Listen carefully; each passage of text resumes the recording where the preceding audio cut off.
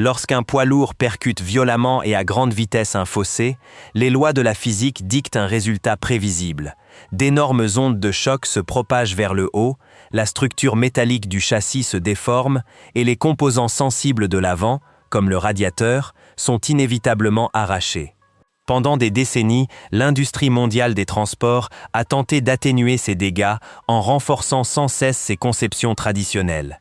Cependant, un constructeur a analysé les conditions difficiles du transport sur routes accidentées et a réalisé que cette approche traditionnelle était totalement erronée. Au lieu de chercher à construire un camion conventionnel plus robuste, il a supprimé ses points faibles.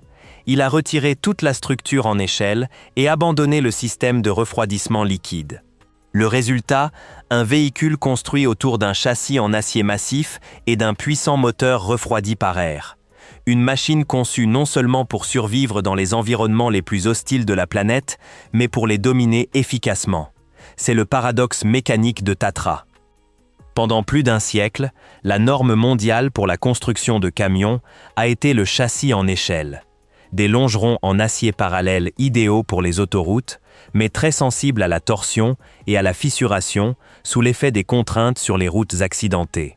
Les ingénieurs de Tatra ont complètement abandonné cette conception traditionnelle au profit de leur propre colonne vertébrale centrale.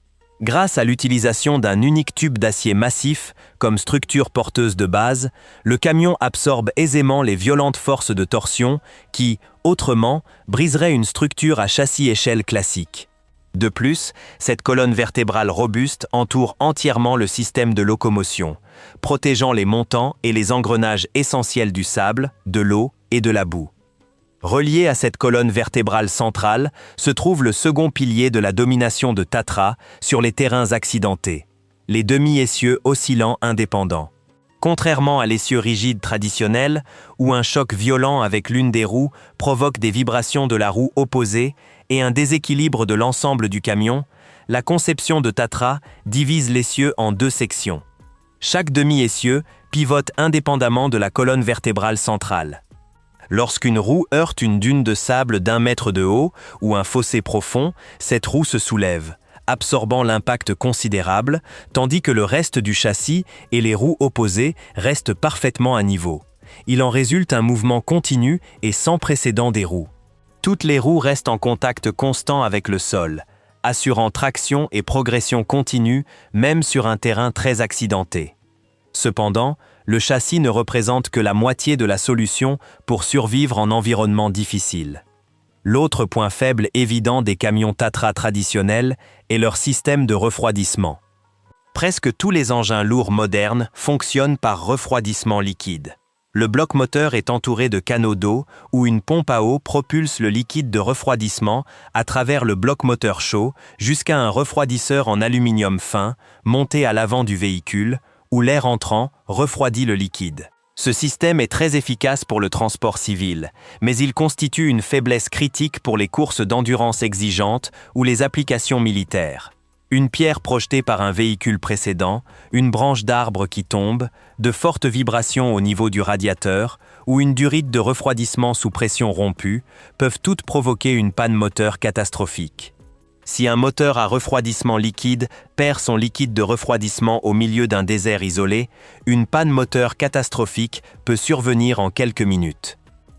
Tatra a complètement comblé cette lacune en utilisant d'imposants moteurs diesel turbocompressés, refroidis par air, qu'elle fabriquait elle-même, aussi bien pour les modèles V8 que V12.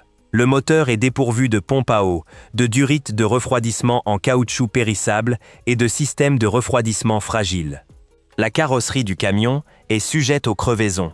Le refroidissement est assuré par un imposant ventilateur mécanique entraîné par un moteur, qui aspire d'énormes quantités d'air ambiant directement sur les culasses de cylindres individuels en fonte, dotés d'ailettes profondes. La conception est extrêmement simple et pratiquement indestructible. Un moteur refroidi par air ne peut ni surchauffer dans le désert du Sahara, ni voir son carter se fissurer sous l'effet du gel et de la dilatation du liquide de refroidissement lors des rudes hivers sibériens, où les températures chutent jusqu'à -50 degrés Celsius. La résistance du système à la chaleur est absolue. Cette conception mécanique confère au Tatra une signature visuelle très particulière lorsqu'on l'observe sur le terrain.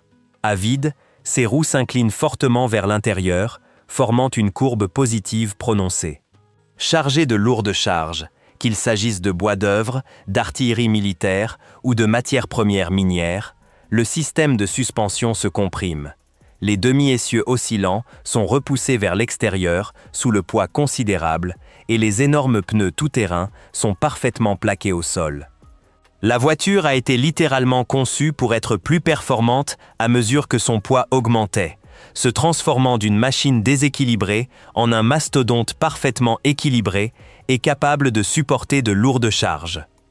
Cette combinaison unique d'un châssis robuste, de joints indépendants et d'une stabilité thermique supérieure a fait de la Tatra une force redoutable dans le monde des rallye-raids internationaux, et plus particulièrement dans le légendaire Rallye Paris-Dakar. À la fin des années 1980 et tout au long des années 1990, le Rallye Dakar était un marathon sur des routes accidentées traversant le continent, mettant à rude épreuve les meilleurs poids lourds produits par les constructeurs européens et japonais. Les camions traditionnels, dotés de châssis renforcés et d'une puissance phénoménale, entraient alors dans la catégorie des poids lourds. Rapides sur les terrains plats et durs du désert, ils étaient cependant contraints de réduire considérablement leur vitesse dès que le terrain se transformait en surface accidentée et parsemée de nids de poules, en lits de rivières asséchés et rocailleux ou en prairies d'herbe à chameaux. Le choc contre un nid de poule à 130 km/h, avec un essieu avant rigide, provoque un violent soulèvement de toute la masse mobile du poids lourd, menaçant de rompre les ressorts à lame ou d'endommager la direction. Le camion Tatra T815, piloté par des légendes comme Karel Lubret, abordait le même terrain avec une réaction physique totalement différente. L'impact d'une forte dénivellation sur l'autoroute n'avait aucun effet sur sa structure. En clair, les essieux avant indépendants s'enfonçaient dans le trou, puis en ressortaient immédiatement, absorbant le choc cinétique grâce au système de suspension au lieu de le transmettre à la structure du véhicule.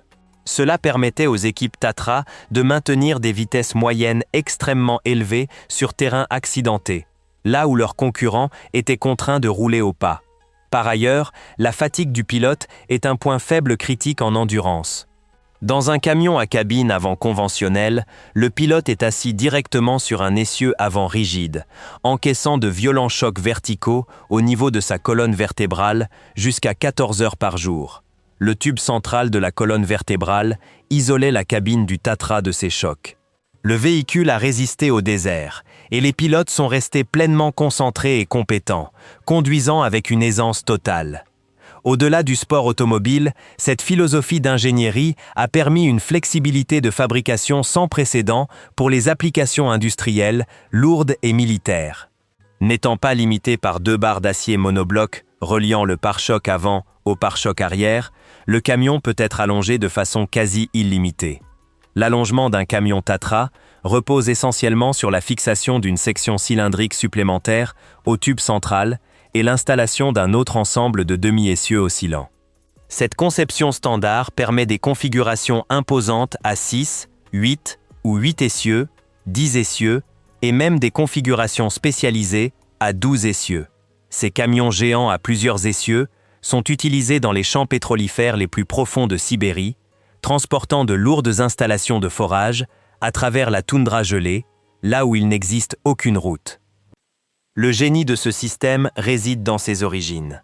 Le concept du tube pivotant et de l'axe de rotation oscillant a été développé par le grand ingénieur Hans Ledwinka dans les années 1920. Observant les chemins de terre accidentés et défoncés d'Europe de l'Est, il comprit qu'imposer une structure rigide et rectangulaire sur un terrain aussi irrégulier constituait un concept structurel fondamentalement erroné. Sa solution était si robuste mécaniquement qu'elle a résisté à un siècle de développement de l'industrie automobile sans pratiquement aucune modification. Bien que les récentes réglementations sur les émissions aient imposé l'intégration de moteurs à refroidissement liquide dans certains modèles civils, la conception classique à châssis tubulaire axial demeure incontestablement la meilleure option pour les terrains accidentés. Si cette exploration approfondie de l'ingénierie automobile extrême vous a intéressé, n'hésitez pas à cliquer sur j'aime et à vous abonner pour découvrir d'autres documentaires sur les machines les plus extraordinaires au monde.